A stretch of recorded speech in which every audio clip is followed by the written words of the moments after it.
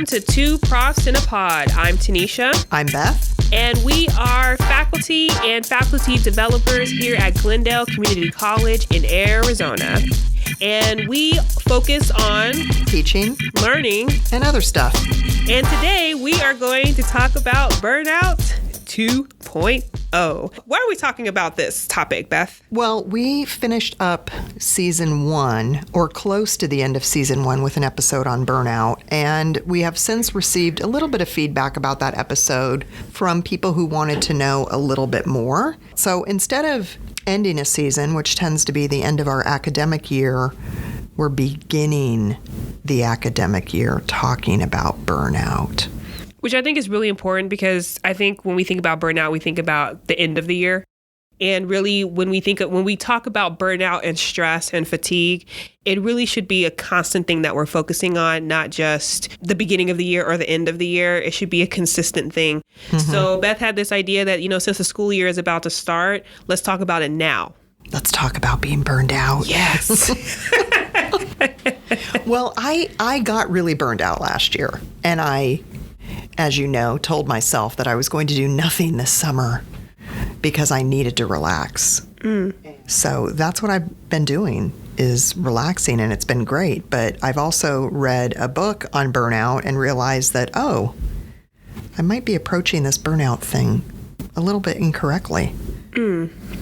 How so? So are we talking about now what we've read? Tanisha and I have both been reading about this. Because, that's what we do. We read. Yes, we're preparing. We're preparing. So, Beth, what did you read specifically? Okay, so I read a book that was published in 2019 called Burnout: The Secret to Unlocking the Stress Cycle. The book is written by Emily Nagoski and Amelia Nagoski. They are identical twins. And Emily has degrees in counseling and psychology and a PhD in health behavior with a concentration in human sexuality. Amelia is a music conductor. They also don't claim to be experts. They did a bunch of reading prior to writing this book, but an article that I just located about them called "The Answer Is Not Self-Care." They talk about wanting to basically learn about stress and burnout themselves, and then, kind of put forth to other people what it is that they've learned.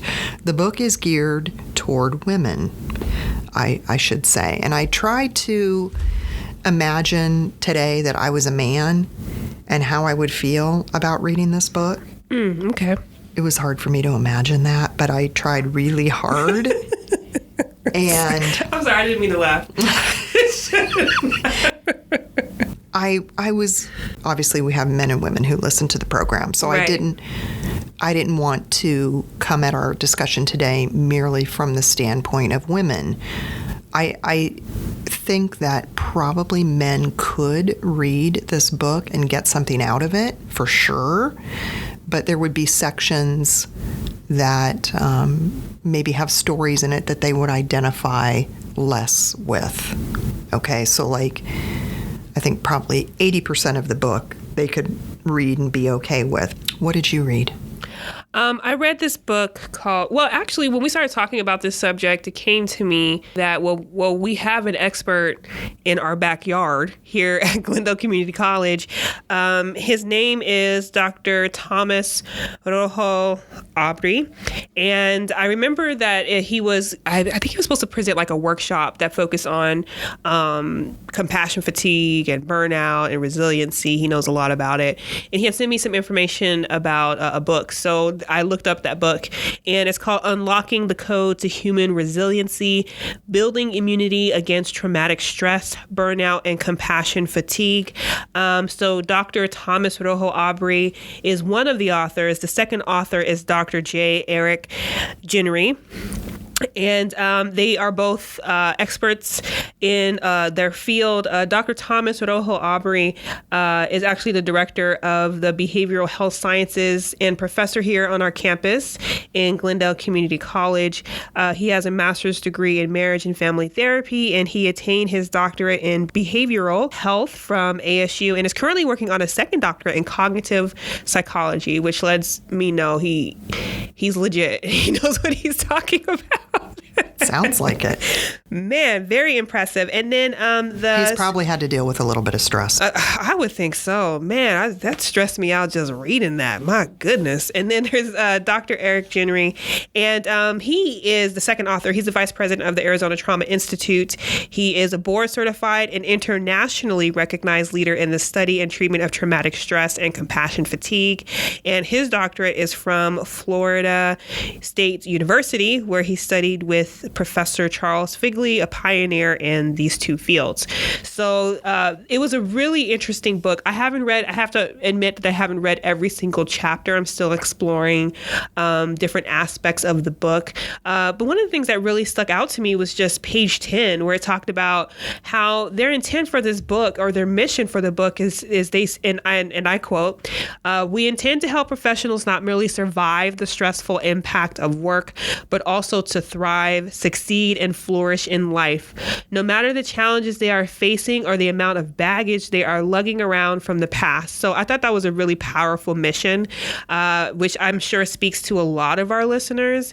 And what I appreciated about the book is that they really, really focused on, which I thought was important, kind of the neurobiology of burnout and like what it is, how it works, how resiliency, right, is very helpful when it comes to burnout.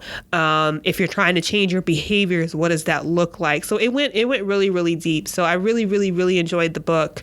And I'm sure we're going to go into more details about it. But as I continue to work through it, I definitely recommend the text. Mm-hmm. You know what I think is interesting right now that I just noticed is the title of the book that you read, Unlocking the Code to Human Resiliency. Look at the title of the book that I read, Burnout, The Secret to Unlocking the Stress Cycle. I mean, both of these titles are alluding to the fact that this is something that needs to be unlocked. Yes. Right? Like there's a key. Yes. There's some kind of secret that we need the answer to. To me, that really kind of indicates that stress and burnout are complicated. Yes. And it actually makes me feel better at being so bad at dealing with stress because it makes me feel less alone. Yeah. Because I think sometimes we are really hard on ourselves. Like we think, oh, why can't I get the stress under control? Why am I experiencing this burnout? Why can't I just get it together? And I think the great thing about the books that we're reading is that it really provides depth and breadth to what is really connected to burnout and how it runs so much deeper than a lot of us think. Learning this information, I think, can help us to be a little bit more kind to ourselves. I think a lot of times we are hard on ourselves, and we need to remember that there are several things that are kind of at work and are at play when it comes to our burnout, right? Mm-hmm. There's the neurological side of things, the physical side of things, the emotional side of things. There's so many layers, and I feel like the book that I just read, Unlocking the Code to Human Resiliency, really kind of gave me even more a broader perspective of some of the things that are at play when it comes to our burnout. So I think this kind of helps us to understand that it is going to be a practice, right, to try to overcome something that it seems like a lot of people are struggling with. And if you're struggling with it yourself, know that you are not alone, right? Beth mentioned how she struggles with it. I still struggle with it. It's like a constant day-to-day practice to try to manage the stress levels that we experience in our lives so that we don't experience burnout. Yeah. Well, one of the main points that Emily and Amelia make in this particular book is how important it is to what they call complete the stress cycle.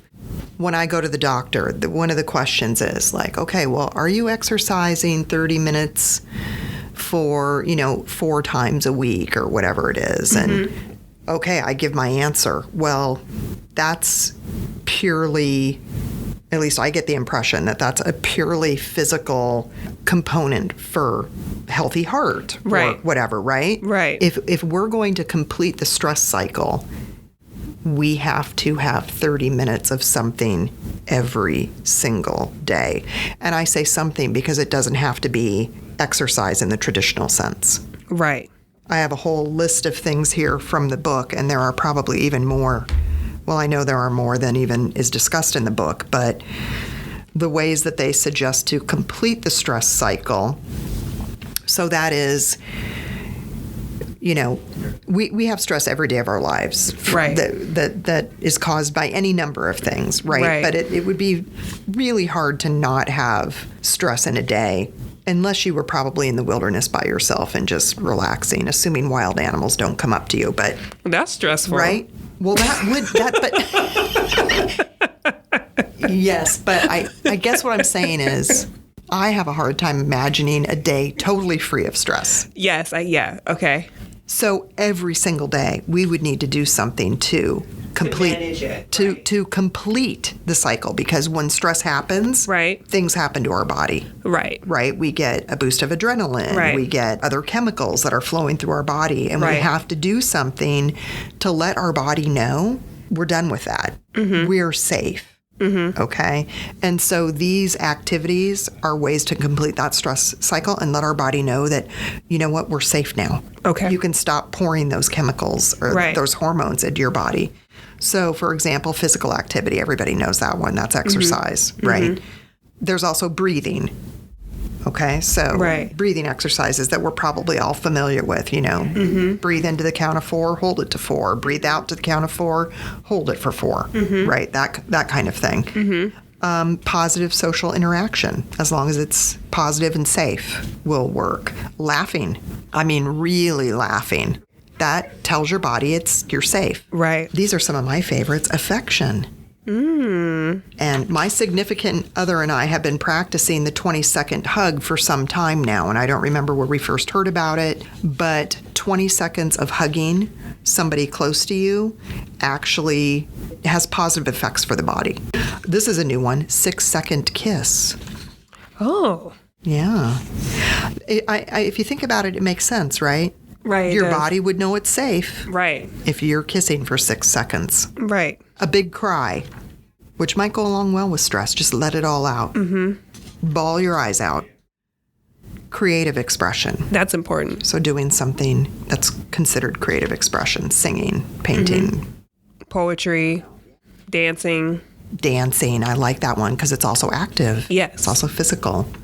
And then our bodies will then tell us, we'll know we've completed the stress cycle because we're going to have a shift in mood or a shift in our mental states, or we're going to feel that physical tension kind of melting away a little bit. Mm-hmm. So we have to give ourselves 30 minutes a day to do these activities that will help us complete the stress cycle. So what do we say to people who think to themselves, 30 minutes a day? I don't have 30 minutes a day. I know in Tanisha's mind, I'm like, make the time. I know that's pretty That's pretty direct, but at the same time, that's just me. Like in my mind, I think you make the time for what's most important to you, and if you want to manage your stress and your burnout, then you find your 30 minutes. I think this came up in the book that I read too, and I think the answer is that eventually you're going to have to make time because your body is going to quit. Right. This is when we get sick. Yeah. This is when we get a cold or we get the flu. Our immune system is breaking down because we're not giving ourselves that time. Right. And so the body's like, oh, you don't have 30 minutes a day? Mm-hmm. Well, now you're going to have a whole weekend in bed because you just broke down. Well, and that's one of the principles I live by as well. Is when we're running, and we're going, I always emphasize to people it's so important to listen to your body, because the one thing you don't want is for your body to tell you when you need to stop. Because if it hits that point, there are some instances in some cases where it could be really severe, right? So if anything, you don't want your body to tell you you need to stop. Well, the other thing we talked about too, Tanisha, earlier was to be better with stress, we have to have some knowledge. Right. I mean, before I read this book, I did not know all the things that were happening in my body because of stress. I did not know a lot of what I read in this book. People need that cognitive knowledge. Right. And then they also need a more kind of personal knowledge, like you mentioned earlier about listening to what our bodies are saying to us. Right. And it might be harder for some people to really kind of hear that voice, right? Or feel those feelings, or and know that that's what it's saying, right? Yeah. So like, I'm just trying to give people credit for not being proactive. Yeah. Right. And I don't know that our culture really encourages people to be proactive. No, not at all. There's a lack of awareness out there. People are not aware of those signs and those signals. And I'm not talking from a place of someone who like knew it all. I was one of those people who was like, I will deal with my stress later. You know what I mean? I can just push it down and put it in the corner and then I'll deal with it later. Yeah, you know, my God, I may have something going on with my body, but I'm just going to ignore it for now because I got work I got to do, you know, and I have been one of those people where my body told me you need to stop. So I'm not coming from a preachy know-it-all place, but I think you make a great point that we don't have the knowledge, we don't have the information until something happens. Also in the teaching profession, you know, I've always kind of thought, okay, I work really hard from August through May, and I just tell myself, you know, summer's coming, summer's coming, which kind of excuses me from being better about stress and completing the stress cycle. And I need to not do that, which is another reason why I'm glad we're starting this season 3 with this episode. Yes, because absolutely. I'm going to tell myself every day, complete the stress cycle. Yeah. So that when summer comes, I'm not burned out and trying to catch up on sleep or whatever. One of the things this book talks about that I kind of like too is the difference between stress and stressors. And I think this is really important because, you know, the stressor is the thing that is causing the stress but will eventually end, right? So maybe it's a big project or maybe it's a presentation. And then that thing is over and we're like, oh, yes, it's over, right? But the stress from it is still potentially happening in our bodies.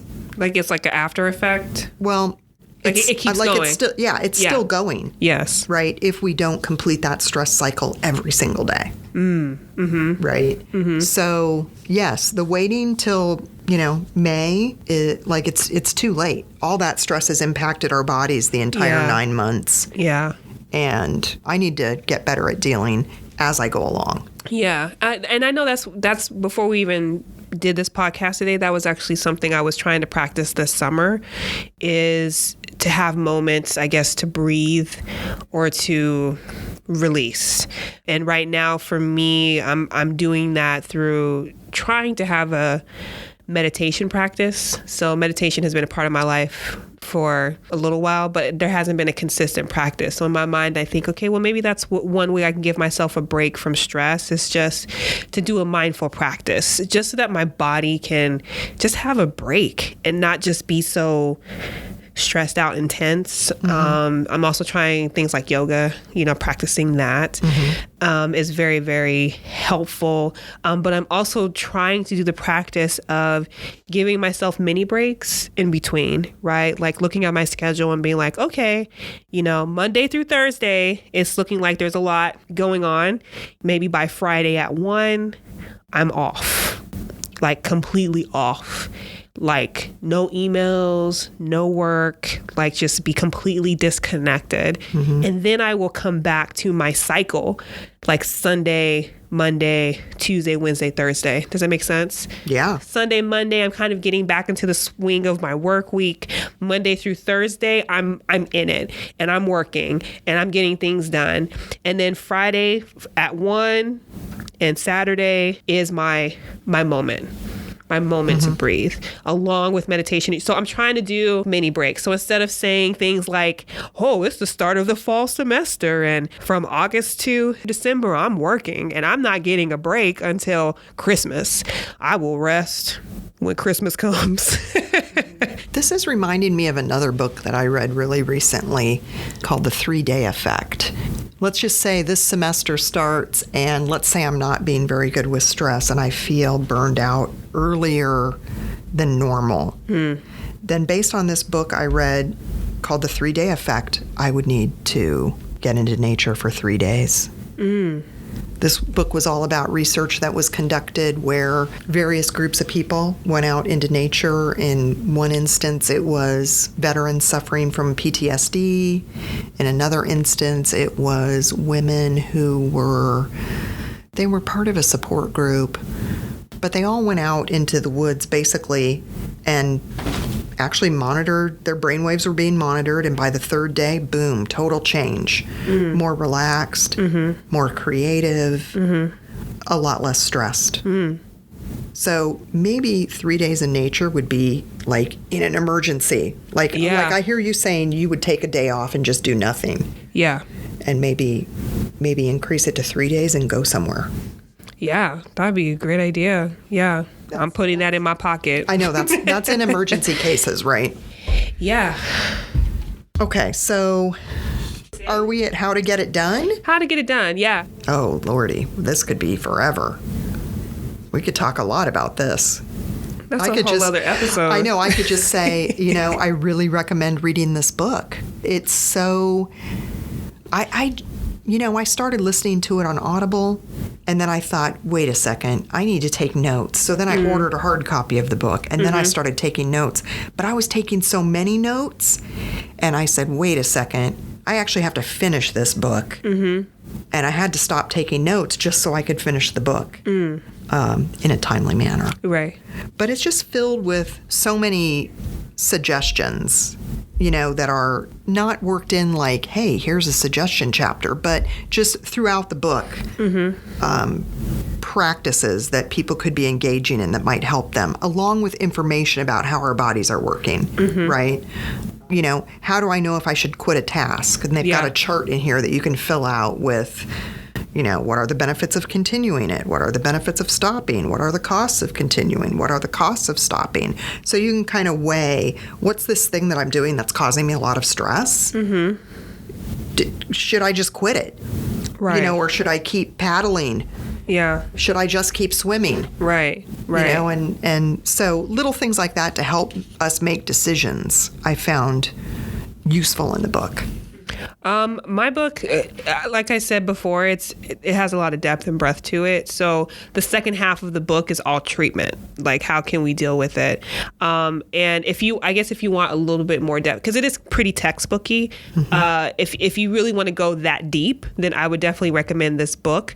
Aubrey and Genry talk about 6 components for treatment, and that could be self-regulation, which they said is the most important, intentionality, cognitive and perceptual restructuring, grit, connection support, and self-care / revitalization. So I'm not going to go into detail with each one, but if maybe you are one of those people who are really struggling, like maybe you've tried some different things and maybe you're struggling trying to figure out how can I get better at this, what's really going on, maybe reading this book can kind of give you maybe some of the answers that you need, because it has more of a neurological connection as far as why we do what we do with our behaviors and how we can change them.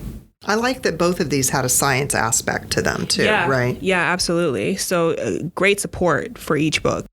Okay. I hope that was helpful for somebody. What's on the radar? What's on the radar? I'm going to get nerdy. So one of the things that's on my radar is Spider-Man. Spider-Man Far From Home came out, and it was really good, really interesting. Jake Gyllenhaal is great. Tom Holland is great. It's interesting because it's a continuation from Endgame. So we all know what happened with Endgame. Beth, girl? No spoilers, please. Are you serious? I'm behind. Okay, I'm a little behind. This brings up the argument of when is it okay to give spoilers if something has been out for a while? Okay, well, you can't give any spoilers right now. Oh my gosh. Okay, so non-spoiler, it really picks up where Endgame left off, and it really kind of raises questions like, what is the world like after these huge events happen? How do we try to make sense of these things? So they kind of really address that at the beginning. So I won't go into detail because I don't want to ruin it for Beth, even though she should have seen Endgame by now. Girl, you 11 years behind. I'm really behind. Oh my gosh. Okay, well, another thing that has been on my radar lately is She-Hulk. I saw you were reading that. Yes. Beth follows me on Goodreads, and I read a lot of different types of books, but I just started reading She-Hulk, the trade paperbacks. She-Hulk is actually, I'm about to get super nerdy. She-Hulk is actually the cousin to Bruce Banner. She needed a blood transfusion and got his gamma rays. So she's kind of like a milder version of the Hulk. But it's really interesting to me because I can relate to this character on so many levels. I think a lot of people can. You have that regular side of yourself, and then maybe you have that stressed out She-Hulk side of yourself. Yeah. So I can relate on that level. And another thing I love about the character is that I feel like she's a great combination of like brains, brawn, and beauty. In my personal opinion, she's just a really interesting character. But I think what's most interesting about her is that before becoming She-Hulk, she was a lawyer. So she ends up doing law as She-Hulk because there's all this, because now superheroes and villains are being taken to court and being sued in a court of law. And she actually ends up representing these superheroes in this universe of superhero law. And I find that to be really intriguing that you have this superhero character with all of these powers, but yet she's still leaning on law. Right. So it to me, I just love that because of the fact that I feel like she's just a perfect combination of brains, brawn, and beauty. So awesome. I am all about She-Hulk right now. Okay.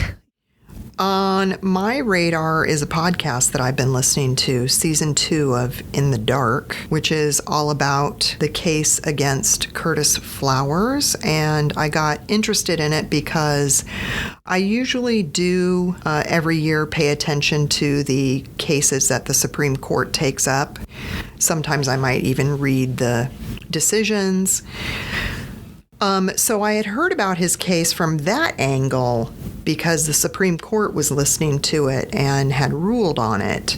And then I thought, wow, this is a really interesting case that this guy has been tried 6 times for the murder of 4 people. All of season 2 is about Curtis Flowers and all of these trials that he's had to go through. And he's been in prison for like 21 or 22 years of his life. I recommend listening to it because it's very eye-opening. What's our nugget? So our nugget. So we're going to leave you with this nugget that Beth and I came up with. Listen to your body. Be proactive. And don't wait until you're burned out. So that is a nugget we're leaving with you. Beth, do you have anything to add? Complete the stress cycle. Complete the stress cycle. Yeah. Absolutely. Well, that's all that we have for you today. I'm Tanisha. I'm Beth. Thank you so much for joining us on 2 Profs in a Pod. Join us next episode when we plan to discuss difficult conversations in the classroom. Difficult conversations in the classroom. We will see you then.